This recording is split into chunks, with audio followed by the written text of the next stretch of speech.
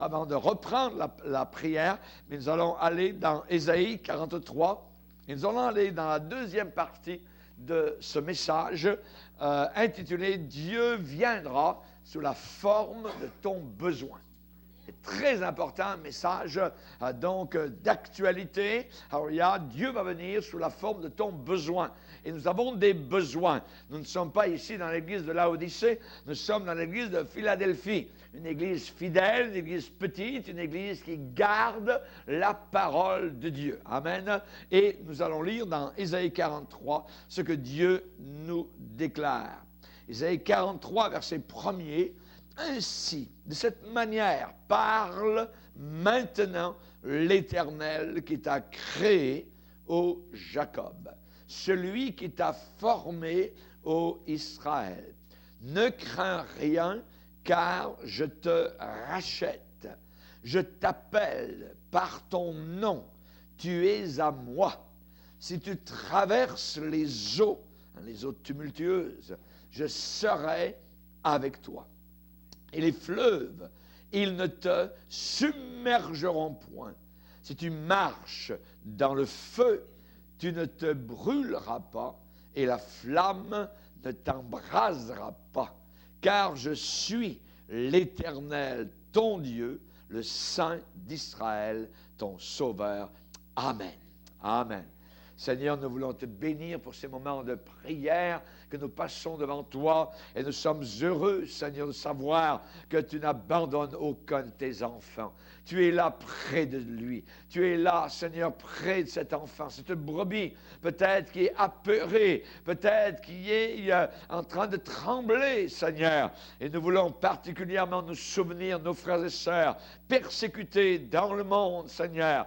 Nous savons, Seigneur Jésus, que lorsque les armes se tairont sur la terre, tu te lèveras le dernier, et c'est toi qui auras le dernier mot. Merci, Père. Veuille bénir ces instants de réflexion au nom de ton Fils Jésus, qui est bien vivant et ressuscité d'entre les morts. Amen. Et tout le peuple dit Amen. Gloire à Dieu.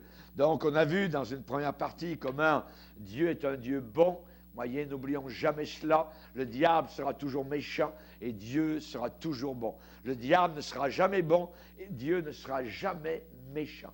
N'oublions jamais cela. Dieu est bon, Dieu est miséricordieux et il intervient dans les affaires donc des hommes. Comment intervient-il? Par des miracles. Par des miracles. Il vient pour montrer qu'il est là et ce que nous ne pouvons faire, lui, il le fait. Aux hommes, cela est peut-être impossible, mais avec Dieu, tout est possible. Et c'est la raison pour laquelle nous avons besoin d'avoir avec nous Jésus dans la barque. La barque peut être ballottée, la barque peut passer des vagues très hautes, les vents peuvent être contraires, les démons peuvent susurrer des mensonges, mais nous avons Jésus dans la barque. Et s'il est dans la barque, alors nous allons arriver à bon port et dans la paix et dans le calme. Amen, louons le Seigneur. N'oublions jamais cela. Et il apparaît donc aux personnes, aux gens, sous la forme donc de leurs besoins. Nous avons des besoins, nous sommes dans la prière et nous mettons donc devant Dieu certains besoins. Et ces besoins, si vous remarquez un peu le passé de votre vie chrétienne, eh bien, il se peut que vous remarquiez que Dieu vous est apparu sous la forme de votre besoin. Moi, je me rappelle avoir vu des besoins rencontrés et la seule chose que j'ai pu avoir comme réaction, c'est me mettre à pleurer. J'étais reconnaissant, j'ai vu Dieu agir pour un besoin particulier que j'avais besoin, que nous avions besoin, moi et mon épouse, et vraiment, j'ai dit, Seigneur, il n'y a que toi, hein, la personne ne savait pas. Vous voyez, le besoin, nous on prie de notre côté, tu as répondu, Seigneur, et vraiment, c'est quelque chose de merveilleux, et parfois, dans les besoins, parfois financiers, eh bien, le Seigneur est à la hauteur, et parfois, il y a des chiffres qui arrivent exact, selon exactement le besoin de Dieu. Comment ça se fait? Vous voyez, vous n'avez parlé à personne, vous avez mis ça devant le Seigneur, et soudain, toc, c'est exactement donc le montant dont vous aviez besoins qui est en train d'arriver de la part du Seigneur. Notre Dieu s'appelle encore Jéhovah Jireh. Ça veut dire l'Éternel qui pourvoit. À la montagne de l'Éternel, il sera pourvu. Je crois dans les miracles. Il y en a eu dans toutes les générations. Et il y en a aussi dans la nôtre. Voici les miracles qui accompagneront ceux qui auront cru. Amen. Et un des miracles, c'est le baptême dans Saint-Esprit avec le parler en d'autres langues. Et encore dimanche, alors regarde, on a eu au moins plusieurs personnes qui ont vraiment été touchées par le Seigneur et ont reçu, je le crois. Alors, et notre frère Michel, alors lui aussi, donc, s'est mis à louer le Seigneur dans ces langues merveilleuses, donc, à la réunion de l'après-midi. Donc, merci Seigneur pour vraiment ces miracles. Voici les miracles qui accompagneront ceux qui auront cru. Il faut croire, voyez. Je crois dans les miracles, voyez. Je crois dans les miracles. Je crois que Dieu est un Dieu de miracles. Avec peu, il fait beaucoup. Voyez, on a vu le petit garçon avec les 5 pains et les 2 poissons. Il a donné le peu qu'il avait. Pouf, Jésus l'a multiplié. L'a multiplié. Amen. Dieu n'additionne pas. Il connaît très bien les tables de multiplication. Amen. Alléluia. On a vu Élie, l'homme de Dieu, qui avait besoin de réconfort. Il avait besoin de réassurance, savoir que Dieu était encore avec lui. Voyez, eh bien, Dieu est venu vers lui. Lui est apparu, non pas sous la forme du tonnerre, non pas sous la forme d'un tremblement de terre, mais d'un murmure doux et léger pour réassurer cet homme qui était fidèle et qui avait besoin simplement de réconfort, voyez, et de réassurance. Alléluia, gloire au Seigneur. Nous pouvons dire, qu'est-ce que l'homme pour que tu te souviennes de lui, du Fils de l'homme pour que tu aies des égards envers lui.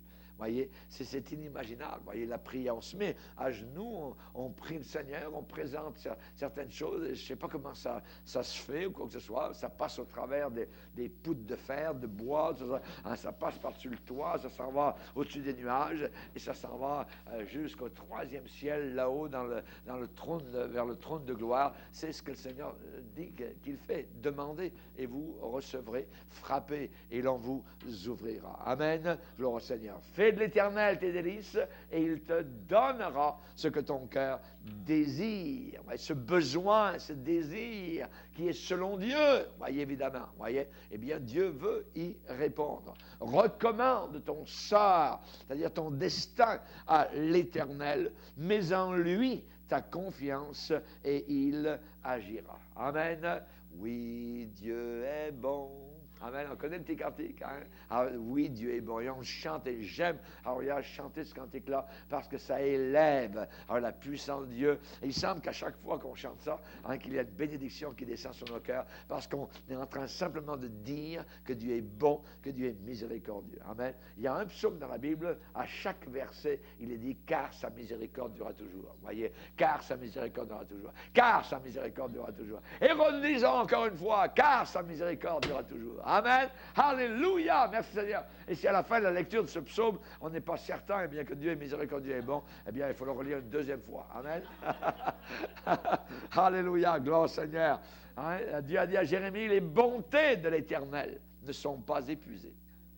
Elles ne sont pas épuisées. C'est inépuisable. Amen. Les bontés du Seigneur. Amen. Dieu a dit à Élie, va, reprends ton chemin. Reprends ton chemin. Il a été simplement un petit peu à côté de son chemin. Il avait comme dérivé. Il était allé se réfugier dans le désert. Mais le Seigneur, simplement avec un murmure doux et léger, sans faire aucune condamnation, sans faire aucun reproche, lui a dit simplement, tu as mal compté. Tu as vu 1, moi j'ai vu 7000. Il y en a 7000 qui n'ont pas fléchi les genoux devant Baal. Alors va, reprends ton chemin. Reprends ton chemin. Je t'en veux pas. Voyez. Hein? Et c'est bon de voir parce que l'exemple de la Bible, eh bien, nous montre exactement ce qu'il est aujourd'hui. Le Dieu de l'Ancien Testament ou du Nouveau Testament, c'est le même Dieu. Il y a un seul Dieu, voyez, et sa miséricorde dure à toujours. Alléluia. Merci Seigneur. Paul va dire, ne vous inquiétez de rien, mais en toute chose, faites connaître vos besoins. Vos besoins. On a des besoins, voyez. Et évidemment, ces besoins, il faut les faire connaître à Dieu. Il est possible que parfois, vous n'êtes pas obligé de les faire connaître aux hommes, mais il faut les faire connaître à Dieu. Parlez-en au Seigneur. Parlez-en au Seigneur. Faites connaître vos besoins à Dieu. Comment on fait connaître nos besoins? Par des prières, par des suppliques. voyez, supplication, voyez, avec des actions de grâce, en remerciant Dieu presque à l'avance, avant d'avoir la réponse. Et le résultat, la paix de Dieu, qui surpasse toute intelligence, gardera vos cœurs et vos pensées dans le Seigneur Jésus. Amen. Gloire au Seigneur. On a aussi un exemple, c'est l'homme, rappelez-vous, qui était à la porte Label, à Jérusalem. Il était paralysé, il avait été paralysé toute sa vie, il ne pouvait pas fonctionner avec ses membres. Et de quoi avait-il besoin? De guérison. Il avait besoin d'une guérison dans son corps. Mais notre Dieu encore là s'appelle Jéhovah Raphi, qui veut dire « Je suis l'Éternel qui guérit ». Et si vous voulez voir l'Éternel qui guérit, relisez les évangiles. Relisez, suivez Jésus par les routes de Palestine. Voyez Jésus à Jéricho, voyez Jésus au nord, en Galilée. Voyez les foules immenses, voyez les miracles qu'il fait. Et Jean va conclure son évangile en disant, eh bien, je crois même que si on voulait raconter tout ce que Jésus a fait comme miracle, tous les livres du monde ne pourraient pas les contenir. Tellement, tellement, tellement de miracles. Voyez. Mais nous avons dans la parole de Dieu certains miracles, ce dont nous avons besoin simplement donc de connaître. Mais Jean va dire, Jésus a fait beaucoup de miracles, voyez, et les livres du monde entier ne pourraient même pas donc les contenir si on voulait évidemment les écrire. Quand Pierre et Jean sont arrivés dans la présence de cet homme qui était paralysé, voyez, eh bien ils sont arrivés, non pas, je dirais, le cœur vide, ils sont arrivés remplis, amen, les chargeurs étaient à bloc, c'était rempli du Saint-Esprit, alléluia, et ils sont arrivés avec la puissance de Jésus-Christ dans la forme du besoin de cet homme qui était là en train de quémander quelques pièces donc à la porte la porte du temple à Jérusalem. Ils l'ont pris par la main, imaginez, ils l'ont pris par la main et ils lui ont dit au nom de Jésus-Christ, dans le nom du Seigneur Jésus-Christ, lève-toi et marche. Lui, il s'attendait à quoi? Il s'attendait à recevoir de l'argent, quelques piécettes, voyez, quelques petites pièces, voyez, mais est-ce qu'il a reçu plus que de l'argent? Ah, certainement. Pierre et Jean ont dit de l'argent, on n'en a pas. Mais ce que nous avons, Pierre et Jean avaient quelque chose. Et le chrétien a quelque chose à l'intérieur de lui. Il a un message puissant. Il a un message de guérison. Il y a une puissance qui est là. Et il faut la faire, je dirais, sortir de cette puissance-là. On ne peut pas la garder pour nous-mêmes. Sinon, les pierres vont se mettre à crier. Il faut que nous puissions aider ceux qui autour de nous sont en train de couler. Amen. Je n'ai ni or ni argent, mais ce que j'ai, je te le donne au nom de Jésus-Christ, lève-toi et marche. Et non seulement cet homme a soudainement ressenti la puissance de Dieu envahir son corps entier, voyez, mais il a sauté. Imaginez un paralytique soudain qui se met à sauter, qui se met à louer Dieu, et il est entré où? Il est entré dans le temple. Amen. Et quand vous êtes sauvés, et quand de paralytique que vous étiez, soudain, vous êtes remplis de la puissance de Dieu, vous pouvez marcher droit, amen, dans un monde tordu, vous entrez dans le temple avec un chant dans votre cœur, avec un sourire sur votre visage, avec des ressorts dans les jambes, parce que vous avez Jésus-Christ maintenant qui vous habite, qui vous a guéri, qui vous a pardonné, qui vous a sauvé, alors il vous a délivré des puissances diaboliques et qui a inscrit votre nom dans son livre de vie. Alléluia, merci Seigneur, amen. Donc Dieu est apparu à cet homme sous la forme de son besoin. Avec les hommes, cela est impossible, évidemment.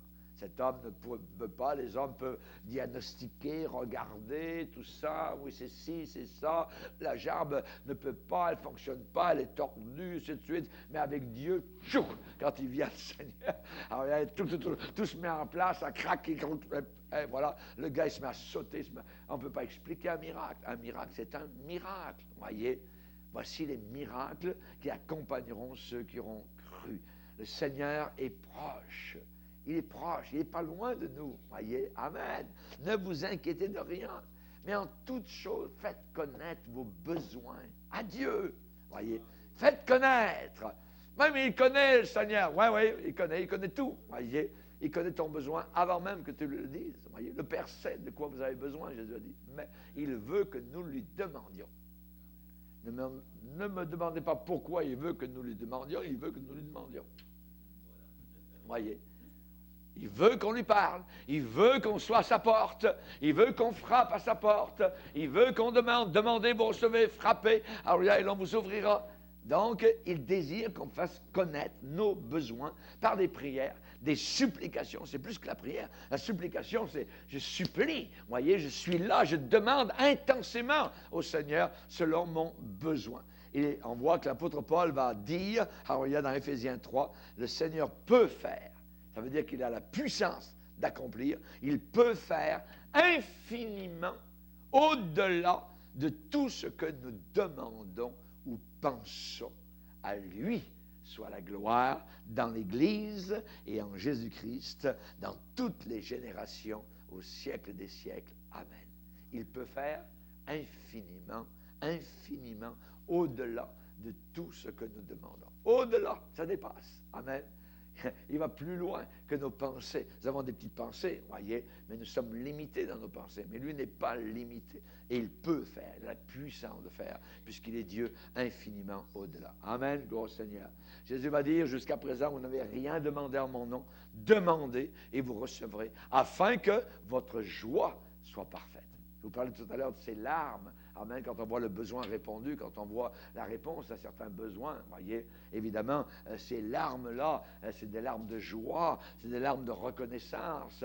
Les gens pensent que toutes les fois qu'il y a des larmes, c'est parce que la personne est triste. Jamais de la vie, voyez. Allez pas consoler quelqu'un qui est joyeux, voyez. Il pleure de joie. Voyez, parfois il peut pleurer de tristesse, mais aussi on peut pleurer de joie. Voyez, alors allons-y délicatement. Voyez, hein? Et on a l'exemple aussi de cette fameuse femme de prédicateur, et on va aller lire son histoire dans 2 Rois chapitre 4. 2 Rois chapitre 4. Cette femme de prédicateur, donc, à qui est arrivé toutes sortes de problèmes et de troubles. Chapitre 4, 2 Rois chapitre 4, une femme d'entre les femmes des fils des prophètes cria à Élisée en disant, « Ton serviteur, mon mari, est mort, et tu sais que ton serviteur craignait l'Éternel. » Le vrai serviteur de Dieu craint Dieu. Or, le créancier est venu pour prendre mes 2 enfants et en faire ses esclaves. Voyez, pour payer la dette. Élisée lui dit, « Que puis-je faire pour toi? Dis-moi, qu'as-tu à la maison? » Elle répondit, « Ta servante n'a rien du tout à la maison qu'un vase d'huile. » Et il dit, « Va demander au dehors des vases, chez tous tes voisins, des vases vides, et n'en demande pas un petit nombre.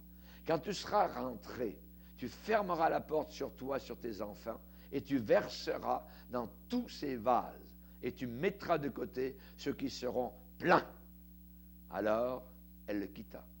Elle ferma la porte sur elle et sur ses enfants. Il lui présentait les vases et elle versait. Lorsque les vases furent pleins, elle dit à son fils, « Présente-moi encore un vase. » Mais il lui répondit, « Il n'y a plus de vase. » Et l'huile s'arrêta. Elle alla le rapporter à l'homme de Dieu et il dit, « Va vendre l'huile et paie ta dette et tu vivras, toi et tes fils, de ce qui restera. » Amen. Alléluia. Gloire au Seigneur. Rien du tout qu'un petit vase d'huile. Il ne lui restait que cela. Plus rien. Un vase d'huile et le banquier envoie des lettres et des lettres et des lettres. Je viens chercher tes 2 fils. Tes 2 fils parce que tu ne payes pas ta dette. Voyez. Il ne lui restait à la maison qu'un vase d'huile. Et on sait que l'huile, là, dans ce cas-là, a été multipliée. Multipliée. Et avec la vente de cette huile, imaginez, créée par Dieu de façon surnaturelle, sa dette a été payée. Le créancier est venu pour prendre mes 2 enfants et en faire ses esclaves. L'homme de Dieu va dire, « Que puis-je faire pour toi? Que puis-je faire pour toi? » Oui. Et dans la parole de Dieu, c'est exactement ce que Jésus demande. Qu'est-ce que tu veux que je fasse pour toi? Quand il était à Jéricho, Jésus a dit à Bartimée, « Que veux-tu que je fasse? » Jésus a un aveugle sous les yeux. Jésus sait très bien, évidemment, que le besoin, c'est que cet homme puisse voir, parce qu'il va trébucher partout, il va se casser la figure. Que veux-tu que je te fasse? Ouais. Que veux-tu que je te fasse? Son besoin, C'était ses yeux. Le Seigneur a guéri ses 2 yeux. Voyez. Ici, l'homme de Dieu qui représente Dieu va lui dire, voyez, que puis-je faire pour toi? C'est la même question. C'est la même question. Que puis-je faire pour toi? Est-ce qu'il y a quelque chose que je peux faire pour toi? Alors, évidemment, donc, Salomon, par exemple, quand le Seigneur est venu en vision, alors qu'il était jeune, et qu'il avait été comme donc promu comme pour être roi sur Israël, il se sentait vraiment fragile, jeune homme, et ainsi de suite, et Dieu lui est apparu une nuit. Et lui a dit, que veux-tu que je fasse pour toi? Et Salomon dit, s'il te plaît Seigneur, donne-moi la sagesse. Donne-moi la sagesse. Je ne veux pas la mort de mes ennemis, je ne veux pas des richesses, je ne veux pas ceci ou cela, je veux la sagesse. Ça, c'est une prière que Dieu aime. Oui, pourquoi? Parce que la sagesse vaut mieux que l'or et l'argent. Bien mieux que l'or et l'argent. Un jour, les hommes de ce monde vont prendre leur lingot d'or et vont jeter ça aux chauves-souris. Parce qu'au jour du jugement, l'or et l'argent servent à zéro. Regardez ce qui est arrivé là-bas au Japon. Les gens pouvaient avoir beaucoup d'or et d'argent, voyez, sur les plages de ces petits villages. Mais lorsque la vague est arrivée de la haute mer, leur or et leur argent, ça a été fini. Oui. Et les photos qui ont été prises ont montré des débris partout. Il ne restait plus rien. Plus de maisons, plus de murs, il n'y avait plus rien. L'or et l'argent, au jour du jugement, ne servent à rien du tout. La sagesse. La sagesse. La sagesse à la promesse de la vie présente et de celle qui est à venir. Amen. Merci Seigneur. Donc, c'est une bonne chose que Salomon a demandé. Et ici, dans ce cas-là, eh bien, l'homme de Dieu a dit, va demander des vases chez tous tes voisins et non pas un petit nombre.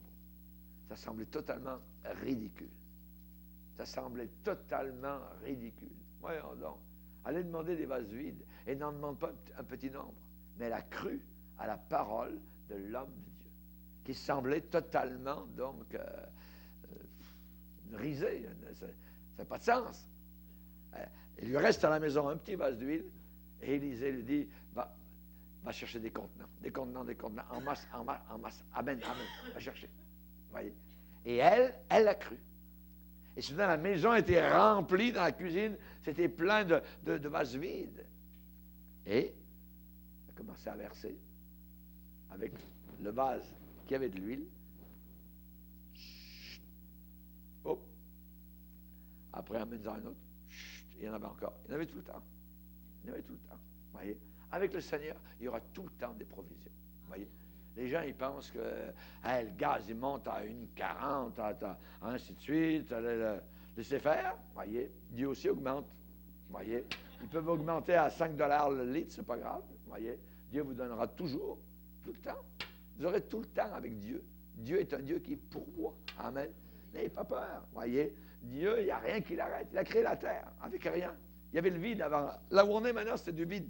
Voyez. Tout autour de la terre, c'est du vide. Pouf, Dieu a parlé, il a créé une terre. Est-ce que vous pensez qu'il est riche, notre Dieu? Voyez. Certainement, tout est possible avec le Seigneur. Seigneur, alléluia, je crois que tu vas venir vers moi sous la forme de mon besoin. Vous devez dire ça. Amen. Alléluia. Gloire au Seigneur. Je crois que Dieu est bon. Et la Bible nous parle de l'infinie grandeur de sa puissance, se manifestant avec autorité, avec force. Amen. Sa puissance se manifeste avec force. Gloire à Dieu. Et là, cette dame-là avait 2 fils. Et le créancier vient et réclame les 2 fils. Le créancier, c'est le diable. Il réclame nos enfants. Il réclame, voyez.